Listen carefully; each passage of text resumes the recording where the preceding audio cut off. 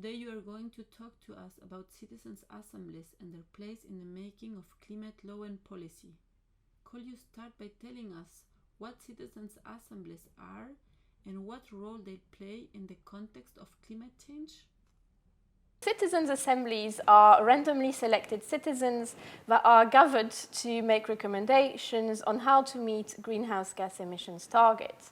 The idea that citizens' assemblies on climate change might actually provide perhaps a solution to the climate emergency has gained in popularity in recent years.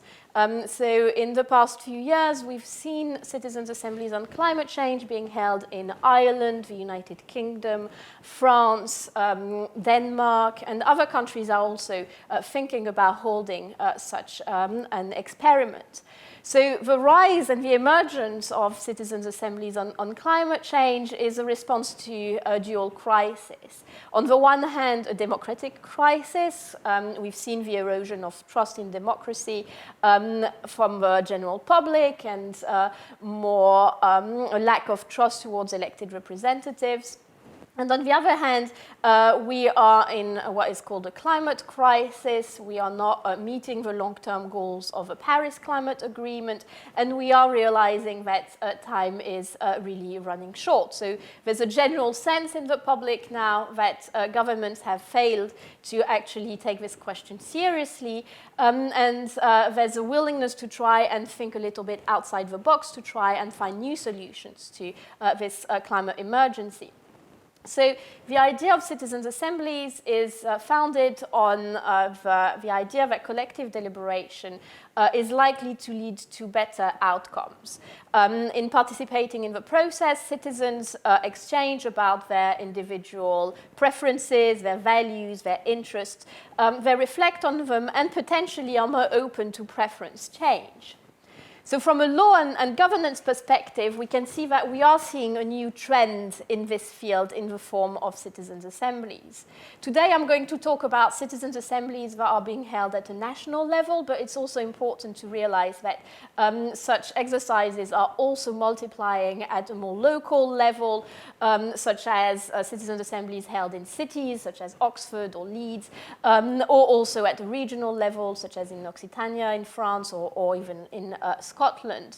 And the idea is that those assemblies are responding to the failure of climate legislation. So in the past 20 years, with the adoption of a Kyoto Protocol in 1997, we've seen really an increase in climate legislation. And today we have more than 1,500 pieces of climate legislation. But at the same time, despite this proliferation, we realize that we have been actually unable to really respond to the climate emergency. On the one hand, we're exploring options for litigation against governments and industries, etc., to try and force change. But on the other hand, I think we see that we are trying to think about new ways of creating laws that are more adapted to the climate emergency. And so citizens' assemblies are perhaps one tool that could provide a solution to this climate emergency. Could you tell us a bit more about how the Citizens' Assembly work in practice? Sure. So citizens are selected by lot, and they are demographically stratified to reflect the wider population. So there are criteria that vary depending on the assembly, but based on age, gender, education level, location, or employment type. And so citizens meet over a series of weekends, between 2 weekends in the case of the Irish Citizens Assembly to 8 weekends in the case of the assembly that was held in France.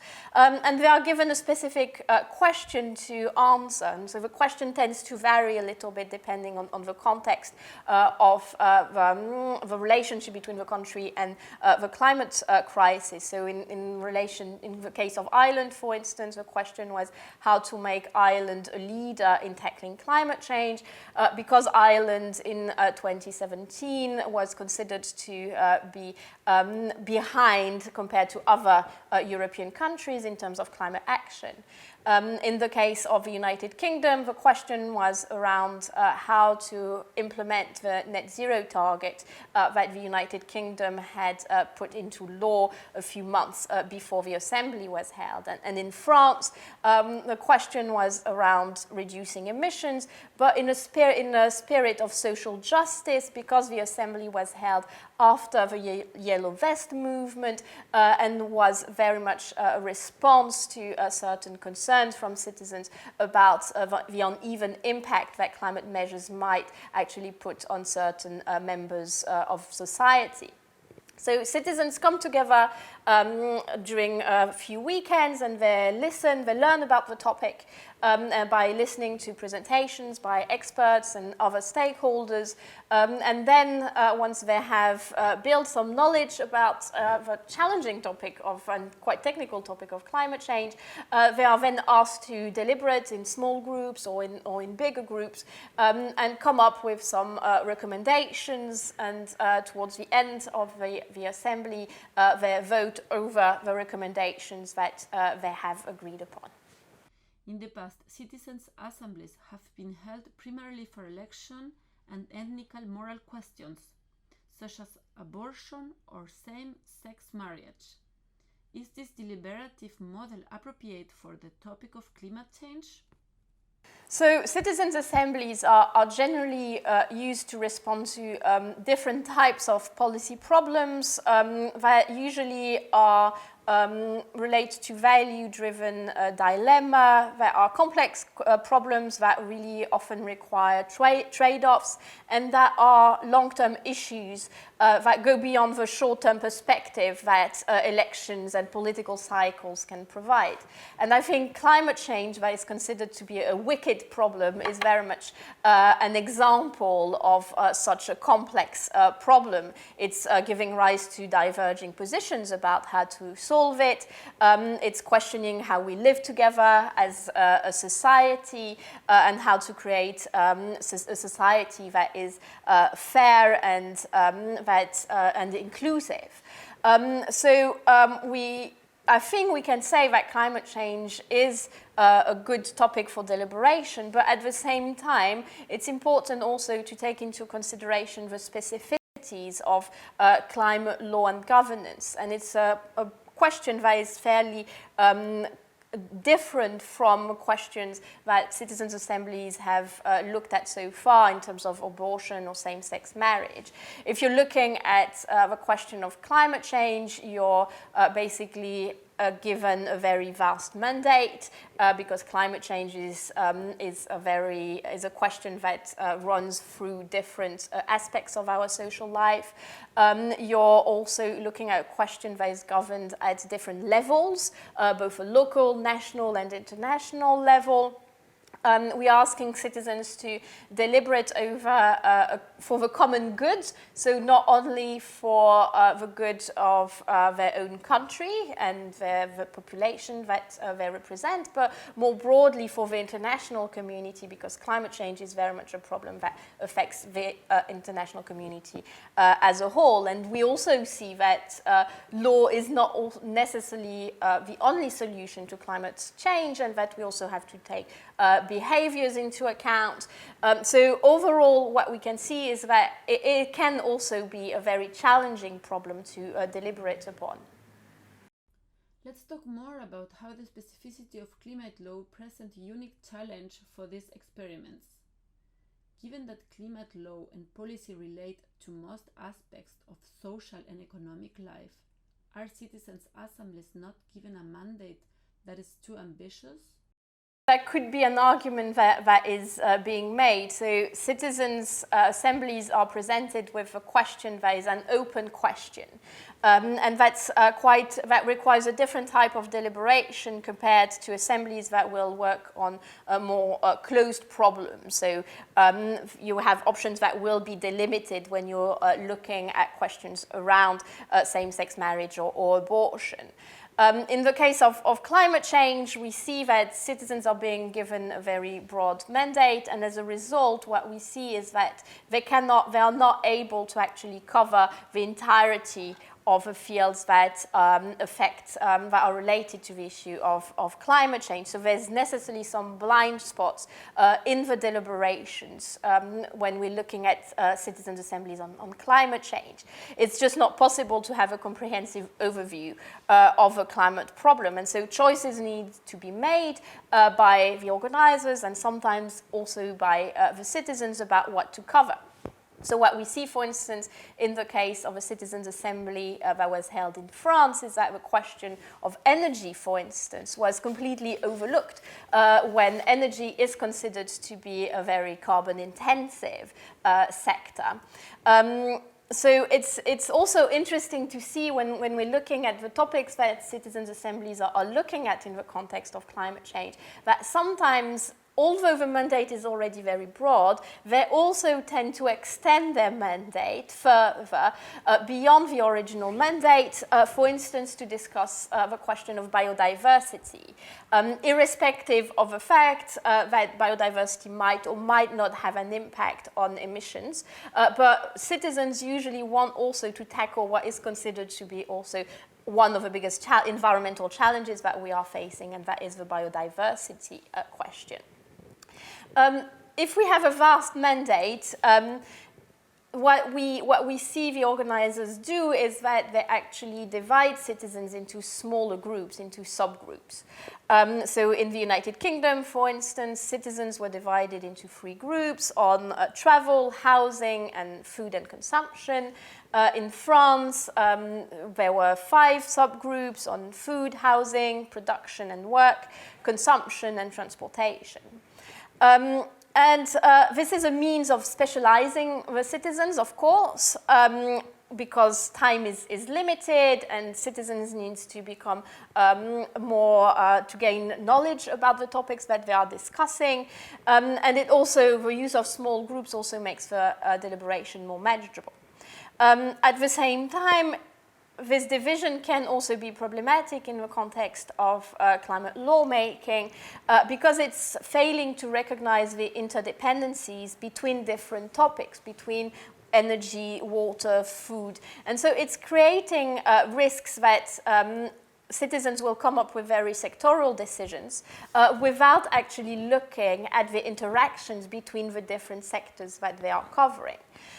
One way of responding to that is making sure that in the plenary sessions, citizens actually discuss the interactions between their different propositions. But we see, for instance, that in the case of a French assembly, this was not the case, and that citizens very much specialized within their subgroups and then just presented the outcomes of their deliberations to the plenary discussion, but without much discussion about how the work of the different groups would actually be related to each other. Climate lawmaking is particularly complex because of the variety of regulatory tools available to reduce carbon emission, each with its own advantage and disadvantage. How did citizens respond to this challenge, and how is law and regulation understood within these assemblies? So it is indeed a challenge for citizens, and especially in the case of the assembly in France, they had to come up with very precise language on how they wanted, how the citizens were aiming to achieve their objectives. Using a prohibition, the tool of a prohibition, is very different from using a tax incentive, for instance. And so citizens really had to thought about the different regulatory tools that they wanted to put forward in their recommendations. It was also very difficult for them to think about how to advise national governments when climate change is, as I've said, a problem that is governed at different scales. So they had to take into account the fact that certain questions that they were discussing would fall only under the competence of international law or of local governments, for instance. And so it was quite difficult for them to understand this question of competence and to try and think about ways of still proposing recommendations that would still, that national governments could actually implement.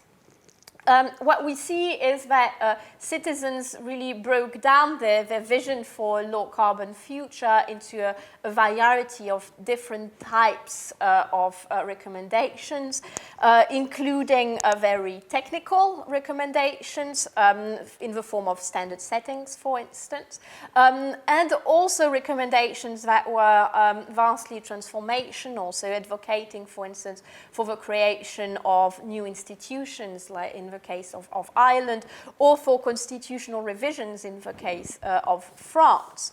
What we see is that citizens' assemblies are resort to law for the impact that it can have on reducing greenhouse gas emissions, but they're also using law for its symbolic power, signaling that they wish to create a new type of law that would represent a new vision for society. At the same time, I think what we see in those assemblies is that citizens are aware of the limitations of legislation and regulation to solve the climate crisis, and they are also focused on the pedagogical aspects and to encourage individual behavioral change. So in the United Kingdom, for instance, the Assembly had come up with recommendations towards the government and towards Parliament, but they were also very keen to educate and inform the public in order to make sure that the public also feels that it is their responsibility to try and tackle the climate problem. Let's turn to how these innovations relate to institutions and representative democracy. What have been the outcomes and what happened to their work? What place have they found in the institutional and legal landscape? Right, so the outcomes of citizens' assemblies on climate change have varied depending on the assembly. In Ireland, the outcome was perhaps smaller than in the United Kingdom and France because citizens only had 2 weekends to deliberate over the issue. And so the Irish Assembly came up with 13 recommendations on general principles for the government and parliament to take climate action, with more specific recommendations relating to specific sectors such as energy, transportation, or agriculture. In the United Kingdom and France, the citizens' assemblies the outcome of those assemblies was a very long report, over 500 pages. In the United Kingdom, the report started with general principles that should drive climate action and then discuss how Parliament and government should actually take into account and evaluate different policy options. In France, the outcome was slightly different because the citizens came up with 149 measures that they wanted government and parliament to adopt, and that were quite varied in terms of scope and normative nature, and that citizens really wished that government would actually implement once they submitted their report. There was, of course, a risk that those outcomes would not be followed by any mobilization from policy and lawmakers, because we've seen in the past other citizens' assemblies that did not actually lead to any kind of mobilization. But here the risk was more limited because I think there was also public pressure for governments to take action. So what we have seen is that in those three cases, we've seen some legal and legislative action after the submission of the reports. In Ireland, for instance, the country became the second country in the world after the UK to declare a climate and a biodiversity emergency, and they have also drafted a new climate bill to commit Ireland to net zero carbon emissions by 2050. In the United Kingdom, although actually the commitments during and before and during the assembly from policymakers were very limited in terms of what would happen to the work of the assembly. What we've seen afterwards is that policymakers and lawmakers have really looked at those outcomes and have looked at how to integrate what they see as public preferences towards certain climate measures, how to integrate those in climate law and policy. And in France, we are currently seeing that a new climate and resilience bill is being discussed in Parliament and is currently being discussed at the National Assembly. And this is the direct consequence of the work of the Assembly on Climate Change that was held a few months ago. President Macron promised that the outcome of the Citizens Assemblies will be submitted without filter to a referendum, parliamentary vote or decree. Can we really say that citizens in the assemblies make the law? So I think the ambition of a Citizens Assembly in France compared to others that have been held so far was lied in its quasi-legislative nature. It's this question of this no-filter promise really became a definitional element of a relationship between the citizens and the president, to the point that the success of the assembly was being measured by the media and the public on the basis, on the question of whether the 149 proposals were actually being implemented by the president without filter. But at the same time, this mandate was almost impossible to meet because the lawmaking process in itself is a filtering process.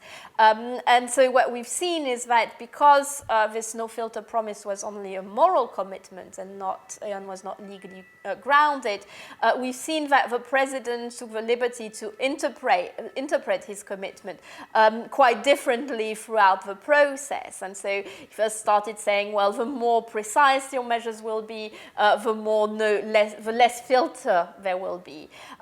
He then decided that there would be free jokers that he would put on certain measures that he did not want to actually implement.